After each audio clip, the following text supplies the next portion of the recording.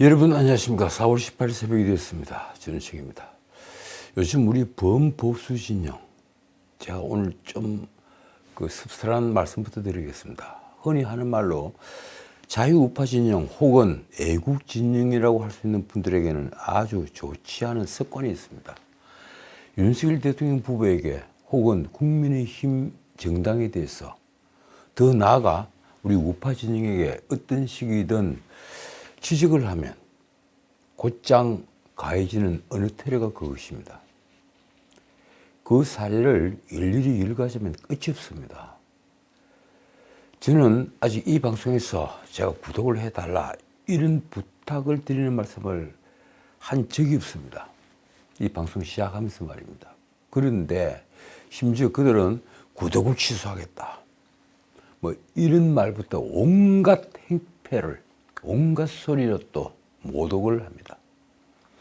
저는 이 나라 자유우파가 지리멸렬하는 근본적인 이유가 이런 가짜들 때문이라고 믿습니다. 가짜 보수들. 사이비 자유우파 그 숫자는 사실 엄청납니다. 그만큼 우리는 아직 이념이 대중화되어 있지 못합니다. 솔직히 한 말씀 드리죠. 그리고 이 윤석열을 무조건 지지해야 한다는 때제는, 윤석열 정부가 성공해야 한다는 우리 모두의 명제와는 거리가 멀어도 너무 멉니다. 먼 훗날 사가들은 오늘 윤석열 정부와 그리고 오늘의 자유우파를 어떻게 평가할까요? 과연 우리가 미래 세대를 위해 무엇을 해야 하고 또 무엇을 하고 있는 것일까요? 자, 단적으로 요즘 윤석열 정부는 외교팀에 이어서 경제팀도 제 판단으로는 죽을 쓰고 있습니다.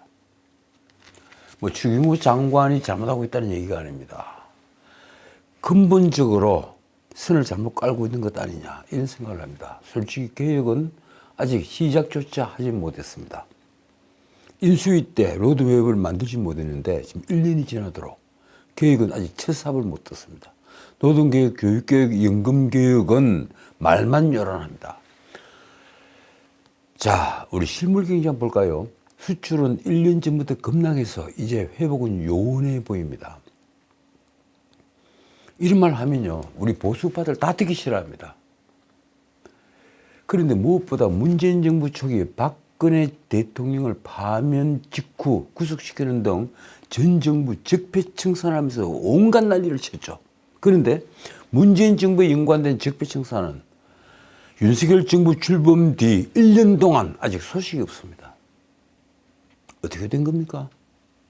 문재인이 연관된 탈북민 강제 북송 사건, 새 공무원 피살 사건, 울성문진 경제성 평가 조작 사건, 그리고 울산시장 선거 개입 사건, 이런 사건 등은 장관급까지만 건드립니다. 솔직한 말이 그렇습니다. 결국 구렁이 담 넘어가듯 사건 전체를 뭉개고 있는 겁니다. 이런 사건들의 총책임자, 마지막 최종적인 책임자가 누구겠습니까? 파스칼이 말한 바처럼 피레네 산맥 이쪽의 정의는 산맥 저쪽에서는 불의가 되는 것입니까? 다들 윤석열 정부를 비판하면 욕설부터 하는데 다시 경제 얘기로 돌아갈까요? 한국 수출이 3월까지 무려 6개월 연속 역성장하고 있습니다.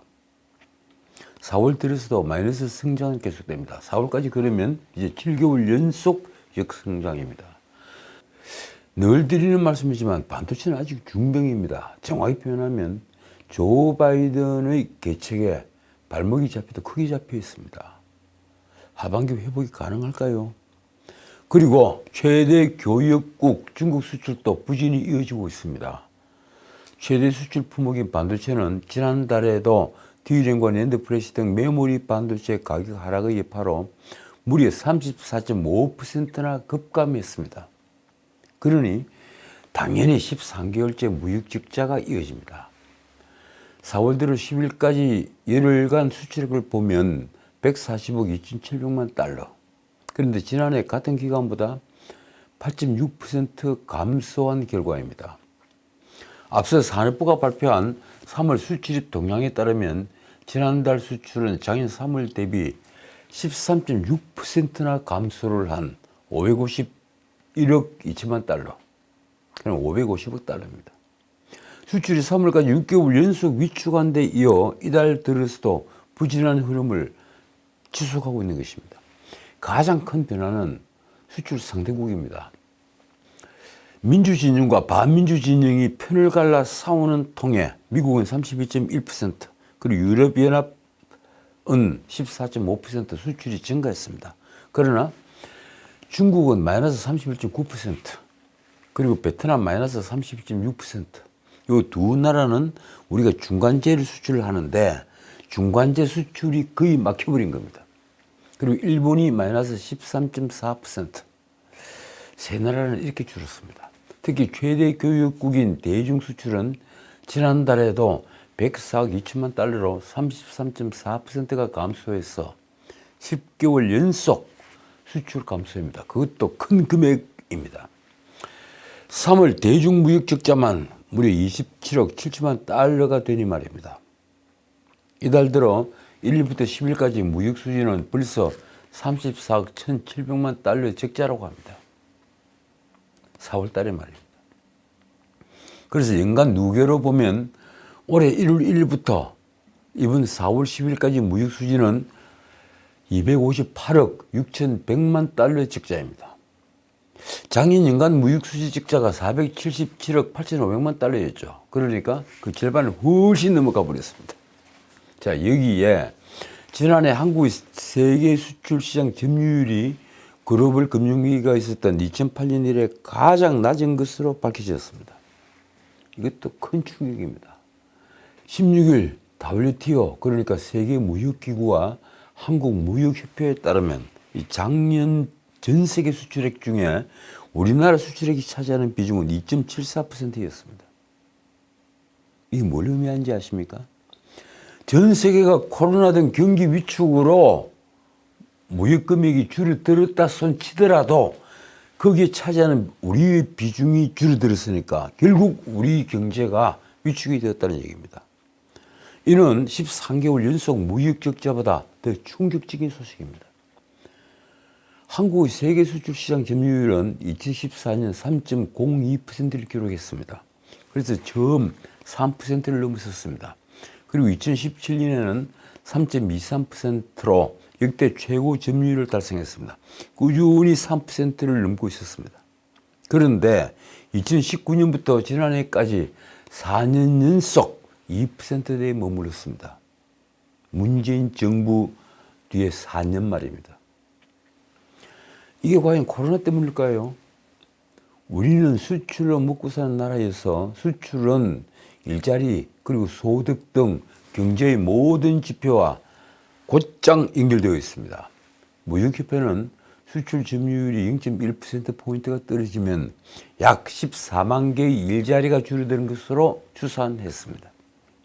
그러니까 일자리가 거의 한 100만 개 가까이 훅 줄어들었다. 이렇게 보면 되는 겁니다. 자, 그럼 수출 점유율이 하락한 주요 원인은 무엇일까요? 중국과 베트남 등 신흥시장에 아까도 말씀드렸지만 중간재 수익 감소, 그리고 반도체 업황 둔화 등이 꼽힙니다.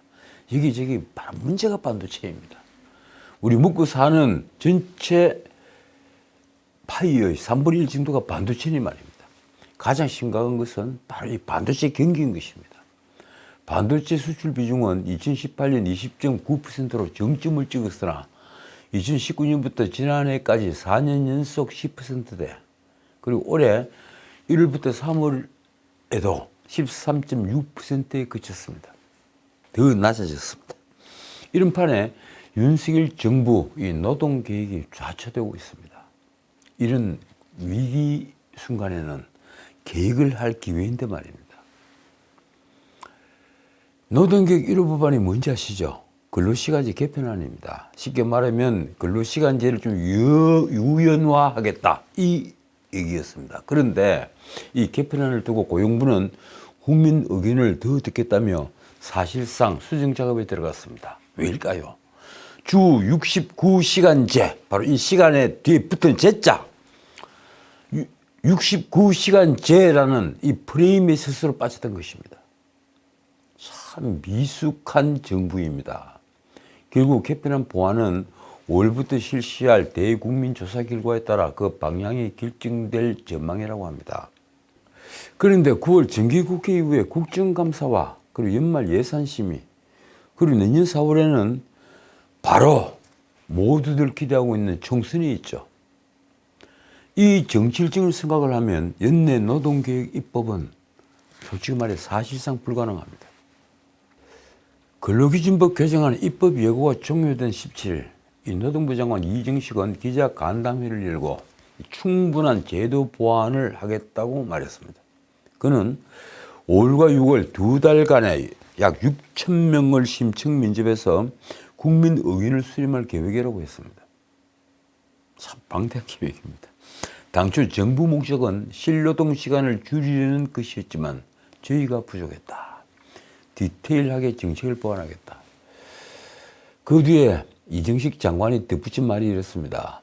일주일 최대 근로시간이 60시간이 될지 48시간이 될지 모르지만 실노동 시간을 줄일 수 있는 방법을 찾겠다. 이 개편한 취지가 아무리 좋아도 건강권을 훼손하지 않도록 규제하지 않으면 문제가 있다는 것이 대통령의 문제의식이다. 참 놀라운 발언입니다. 뭐 별것 아닌 발언 같지만 자세히 뜯어보면 노동부 장관이 자기가 제일 전문가여야 되는데 바로 윤 대통령이 문제의식을 어디에 갖고 있는가 거기에만 초점을 맞추고 있다는 겁니다. 윤 대통령의 문제의식이 그렇게 중요하다면 핵심은 이것이 아닌가요? 근로시간을 줄이는 것도 중요하지만 생산성을 높이는 것은 더 중요한 일이다. 생산성을 높이지 못하면 근로시간 줄이는 것은 아무런 의미가 없다. 그렇지 않습니까? 이정식 장관님, 노동 전문가지 않습니까? 한국 근로자 연간 근로시간은 2021년 기준 1915시간으로 OECD 회원국 중에 5위라고 통계가 나와 있습니다. 그런데 생산성은 몇 위를 가요? 밑에서 헤아린 것이 훨씬 빠릅니다. 밑에서 네 번째 아니면 다섯 번째니 말입니다. 이러니 노동시간 유연화를 넘어 진짜 노동개혁인 노동유연성 확보는 과연 언제 하겠습니까? 이 노동유연성 확보를 하지 못하면요, 우리는 결코 선진국이 될 수 없습니다.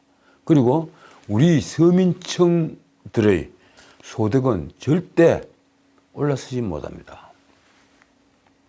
솔직히 지금 윤석열 정부에게 가장 필요한 것은 이 노동개혁 말고 또 있습니다. 뭐 세제개혁, 공공개혁, 교육개혁 수없이 있지만 무엇보다도 정치개혁입니다. 얼마 전에 이 김기현 대표가 국회의원 30명 줄인다 이렇게 얘기를 한 적이 있죠. 100명도 아닌 30명을 줄이자고 하자 다들 즐거워했습니다. 그렇게 다들 즐거워하니 제가 그래서 드리는 말입니다. 이 정치의 추락은 도대체 그 원인이 어디 있을까요?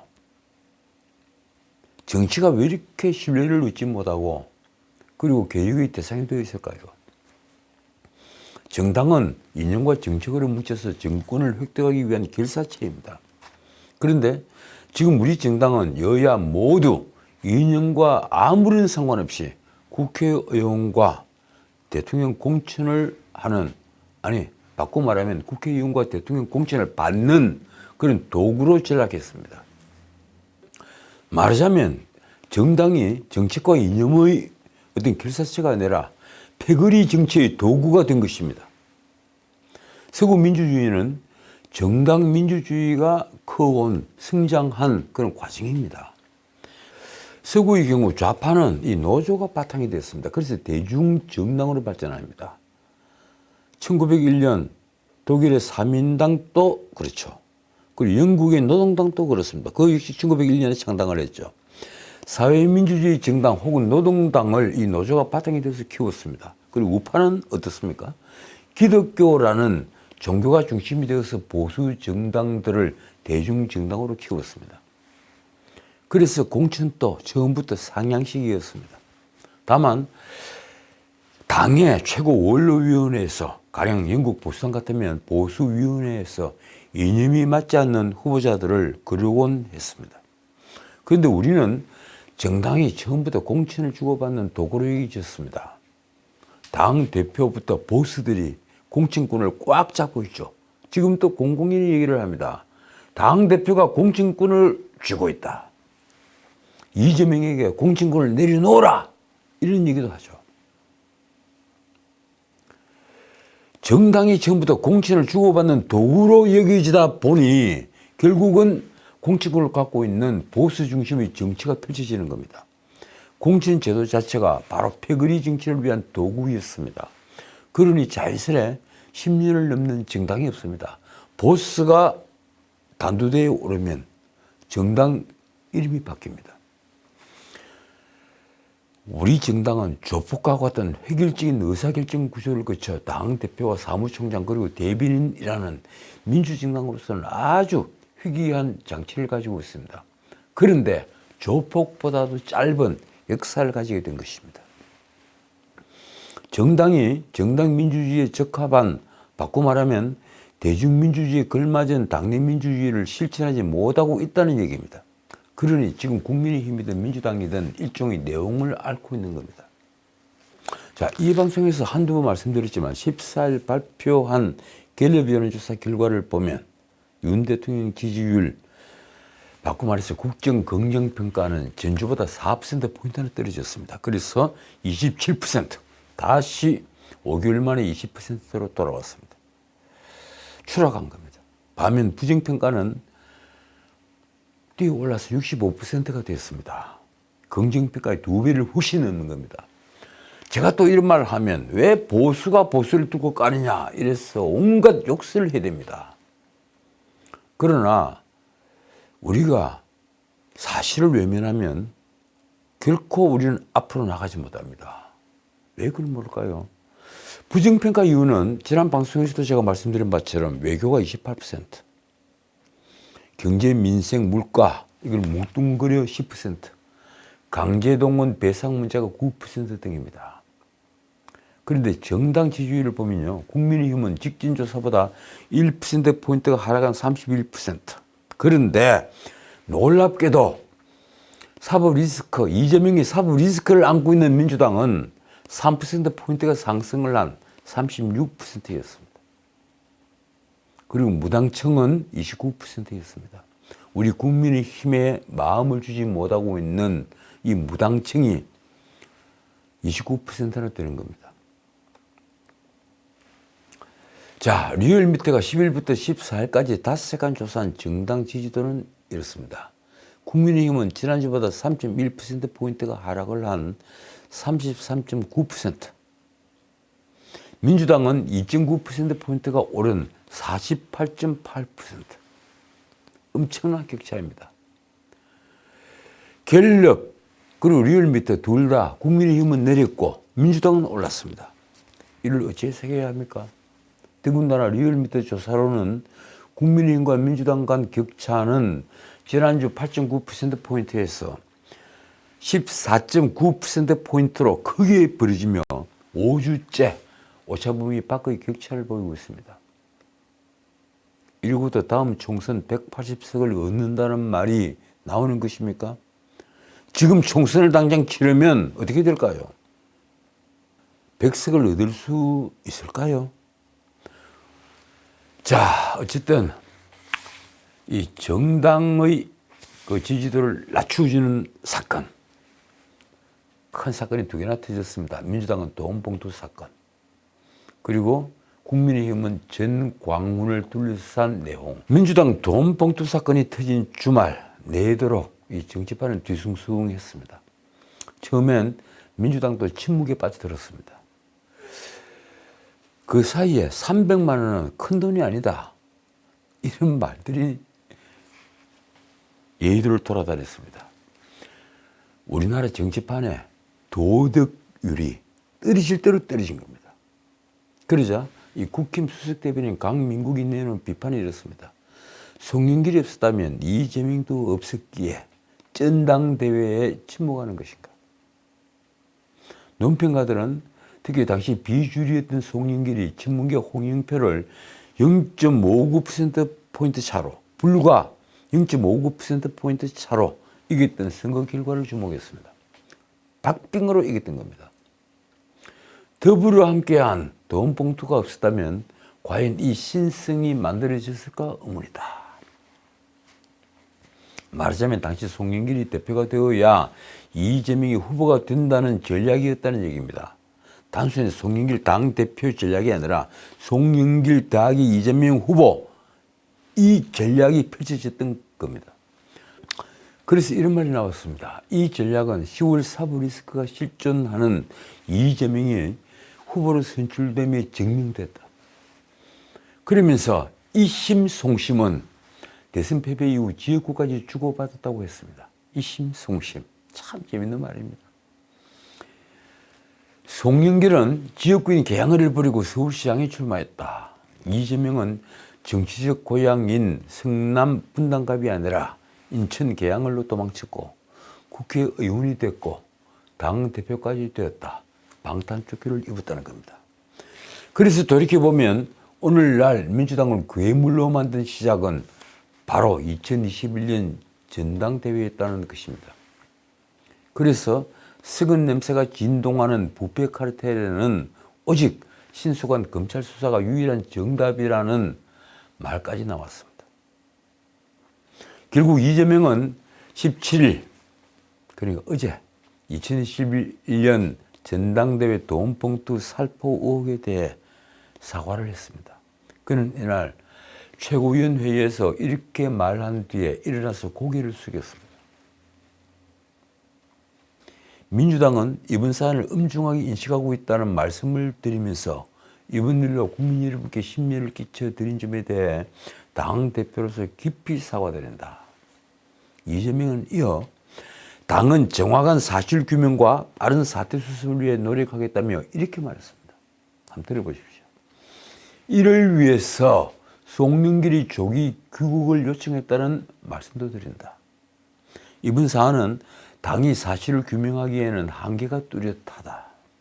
수사기관의 정치적 고려가 배제된 신속하고 공정한 수사를 요청한다. 야, 정말 놀랐습니다. 검찰 수사를 믿는다는 얘기입니다. 자신들은 도저히 이거 못 파헤치니까 우리는 검찰을 믿습니다. 검찰에 밝혀주세요. 이 얘기입니다. 언제부터 검찰을 그렇게 믿었습니까? 정말 이 말은 해석이 필요한 말입니다. 우선 이재명은 도대체 무슨 자격으로 수사기관에 수사를 요청한 걸까요? 그동안 자신을 둘러싼 수많은 의혹에도 사과는커녕 정치 탄압이라고 몰아서면서 말입니다. 그렇지 않습니까? 자신의 범죄, 그 엄청난 범죄는 다 정치 탄압이다. 이렇게 외치면서 바로 이 돈봉투 사건은 야, 정말 사과를 드리겠습니다. 잘못했습니다. 검찰이 제발 수사를 좀 해주세요. 어떻게 생각하십니까? 이재명이 한 말 가만히 보십시오. 그는 정치적 고려가 배제된 신속하고 공정한 수사를 주문했습니다. 그러니까 정치인에 대한 수사는 언제든 정치적 고려가 있다는 뉘앙스가 있는 말입니다. 자, 둘째, 이 말의 속뜻은 무엇일까요? 제가 단도직입적으로 말씀을 드리죠. 바로 송영길의 탈당 요구입니다. 송영길, 당신이 모든 책임을 다 지고 탈당을 해주세요. 끌어안고 가세요. 당신이 졸개 될 사람하고 정치판을 떠나주세요. 그래 우리가 삽니다. 저도 삽니다. 이 얘기입니다. 솔직히 저는 이재명이 뒤에 한 말을 들으면서 스름스름이 나는 걸 참을 수 없었습니다. 화가 났습니다. 아무리 제 생각과 반대되는 정당이지만 정당이 저래도 되는가 하는 생각에 몸서리를 쳤습니다. 이재명의 말은 바로 민주당은 확인된 사실관계에 따라 상응하는 책임과 조치를 다할 것이고 이번 사안을 심기일전의 계기로 삼아 근본적 재발 방지책도 마련하겠다며 또 이런 말도 했습니다. 민주공화정을 무한 책임져야 할 대한민국의 공당으로서 국민 여러분께 심려와 실망을 끼쳐드린 점에 대해 사과의 말씀을 드린다. 민주공화정을 무한 책임진다고요? 정말 민주공화정을 무한 책임진다면 온갖 파렴치 범죄로 수사를 받고 재판을 받는 이재명이 지금 할 일은 너무 자명합니다.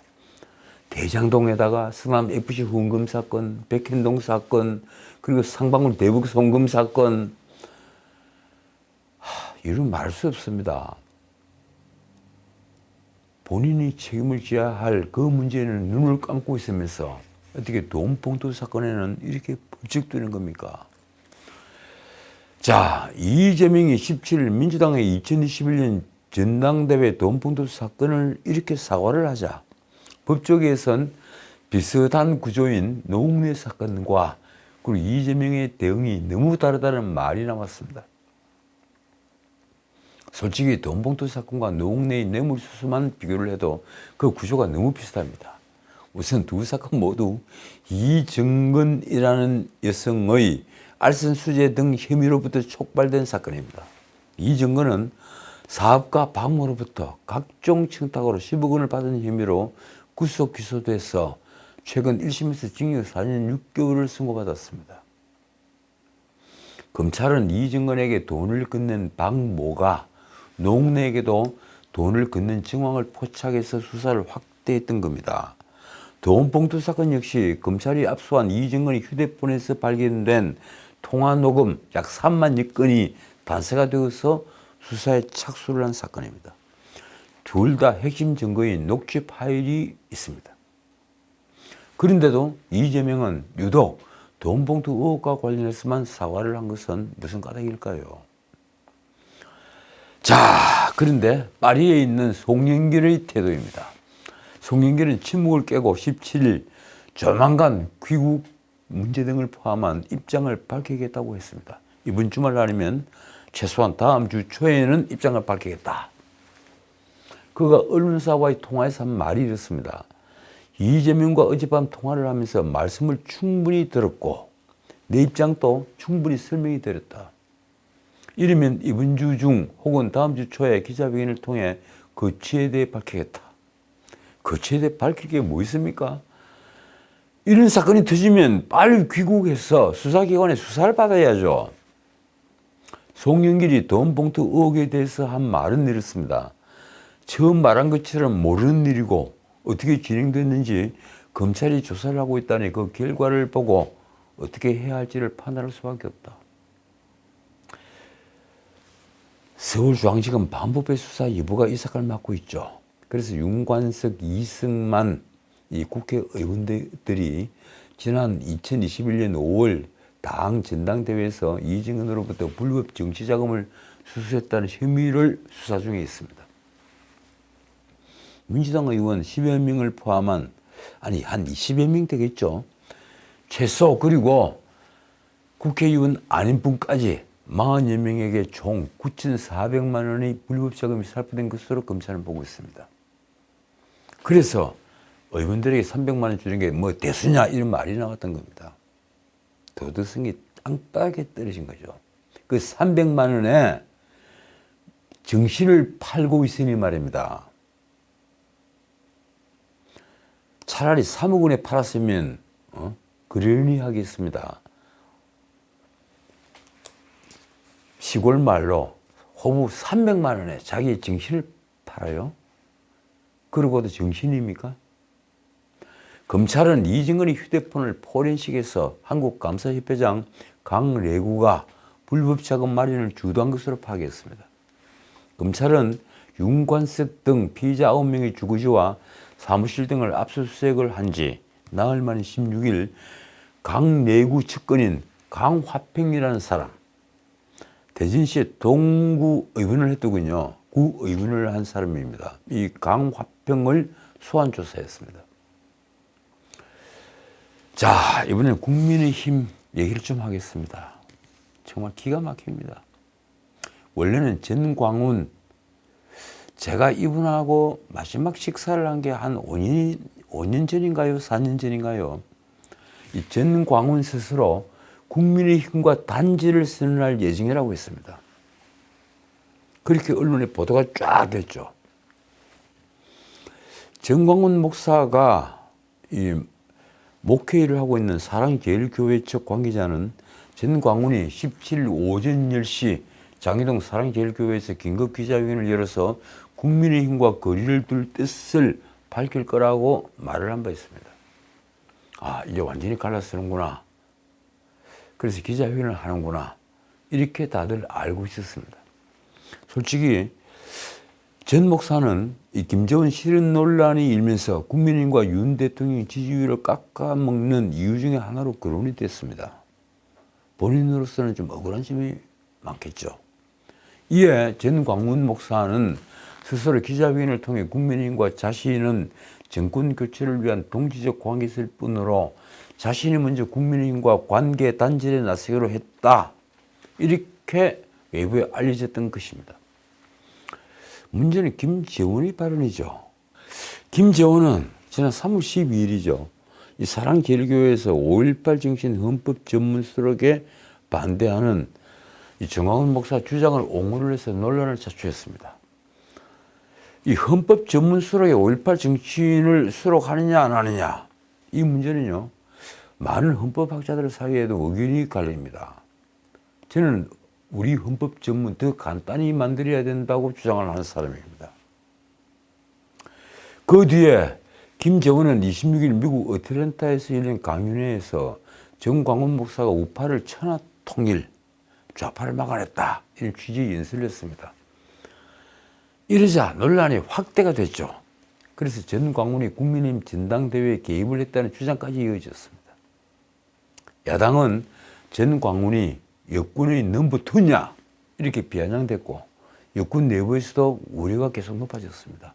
그러자 대구시장으로 계시는 이 홍준표가 나섰습니다. 그는 전광훈과 관계 단절은 물론 이 전 목사를 정치권으로 끌어들인 김재원을 중징계할 것을 김기현 대표에게 요구했습니다. 제명하라고 얘기했죠.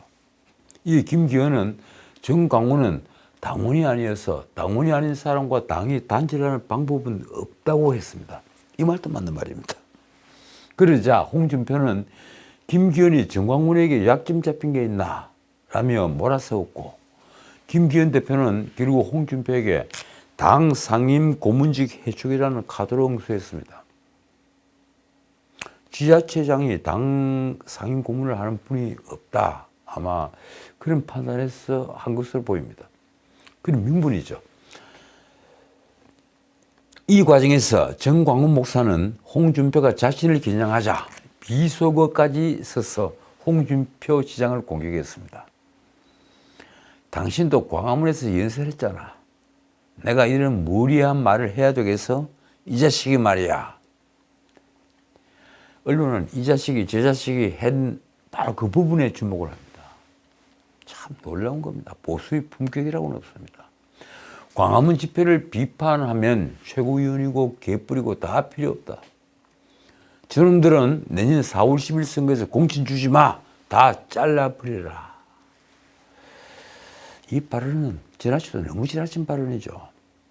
정광훈이 이처럼 국힘과의 결별을 요구하고 나서자 홍준표는 손질해야 할 사람에게 손질당하는 치욕스러운 일이 생기게 됐다고 말했습니다.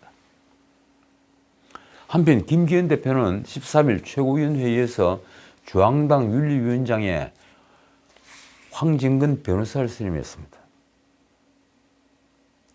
윤리위 1호 안건, 그러니까 새로운 위원장이 들어오고 나서 1호 안건은 바로 김재원 징계건이 오를 것이라는 관측이 아주 많습니다.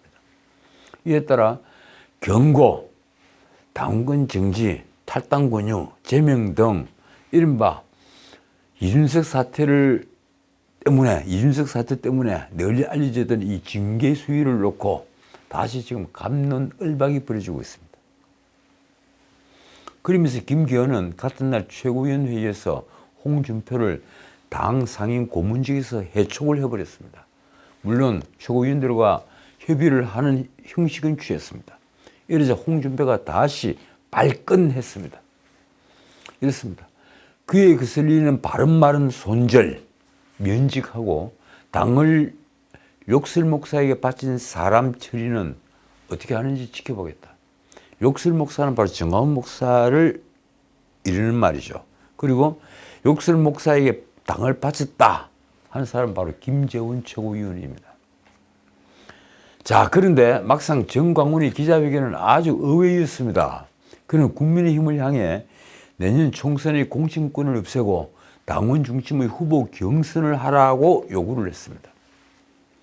국민의힘 당원이 아닌 그가 자신을 따르는 신도들을 국민의힘에 입당시켜 총선 공천에 영향력을 행사하겠다고 나선 것입니다. 정광훈은 17일 장이동 사랑제일교회에서 연 기자회견에서 위기에 빠진 자유민주주의 수호의 방도를 제시하려고 한다며 이렇게 말했습니다. 전 국민적 국민의힘 당원 가입 운동과 공천권 폐지 및 당원 중심의 후보 경선이 그것이다. 정광훈은 지금 자유통일당 대표죠. 그런데 다른 당 대표인데 왜 남의 당 공천권을 두고 영향력을 행사하겠다고 나선 걸까요? 그는 왜 여당의 공천권을 폐지하라고 한 걸까요? 국민의힘 유상범 수석 대변인의 말이 이렇습니다. 전광훈이 자신의 정치적 야욕을 실현하기 위해 국민의힘 당원 가입을 선동하고 있다. 결국 내년 총선 공천에 관여하겠다는 시커먼 속내에 불과하다. 그런데 제가 장담드리겠습니다. 정광훈 목사의 이런 제안은요, 크게 유효하지 않습니다. 쉽게 말하면 전광훈 목사의 말을 듣고 설령 국민의힘에 입당을 했다 손치더라도 정광훈 목사를 따라서 표심을 움직이지는 않는다는 얘기입니다. 정광훈은 자신의 제안을 두고 이것을 수용하면 새로운 정당 창당을 잠시 보류하겠다고 말했습니다. 지난 선거 때도 당을 만들었죠. 그리고 국회의원은 배출하지 못했습니다. 자, 정광훈이 말입니다. 제안을 받아들이지 않으면 반드시 광화문을 중심으로 자유우파, 기독교, 불교, 천주교를 연대해서 새로운 정당을 만들어 당신들이 버릇을 고쳐드릴 것이다. 저도 더 이상의 언급은 하지 않겠습니다. 김기현 당대표는 전광훈의 발언에 대해 황당무계하기 짝이 없다고 했습니다. 기가 막히고 어이가 없다. 다른 당을 창당해 실질적인 대표를 하고 있는 분이 남의 당에 간나라 배나라 하는 건 중단해야 할 것이다. 어쨌든 국민의힘은 김재원 징계를 5.18 전에 마무리한다는 계획이라고 합니다. 자, 오늘은 여기까지입니다. 김건희 여사가 민주당의 타깃이 되고 있습니다. 제가 언젠가 KBS에서 얘기를 했죠. 좀 보이지 않는 내조를 했으면 좋겠다. 원래 대선 캠페인 때 김건희 여사는 보이지 않는 내조를 약속을 한 바 있습니다. 그런데 윤 대통령이 대통령이 되자 그렇지 않았습니다. 여기저기 김건희 여사의 모습이 너무 많이 보이고 있습니다. 솔직한 말입니다. 고민정이 최고위원 회의에서 한 말이 이렇습니다. 김건희 여사가 지난주에만 7건의 일정을 소화했다. 누가 이 나라의 대통령인가? 참 기가 막힌 말입니다. 고민정은 대통령 주변 인물들이 과도한 말과 행동이 불러온 비정상적 상황이라고도 했습니다. 자, 그래서 묻겠습니다. 고민정이 김정숙의 자유분방함에 대해서는 무슨 말을 했던가요? 고민정은 문재인 청와대 부대변인 시절에 김정숙이 공군 1호기를 타고 타지마할을 갔을 때, 인도까지 갔을 때 인도 총리가 간곡히 요청해 성사됐다는 거짓말까지 했습니다. 그건 거짓말로 곧 드러났습니다. 아마 선진민주정이었으면요, 이 일로 김정숙은 물론 그리고 문재인과 고민정에게도 반드시 그 책임을 물었을 것입니다. 지금까지 전식이었습니다.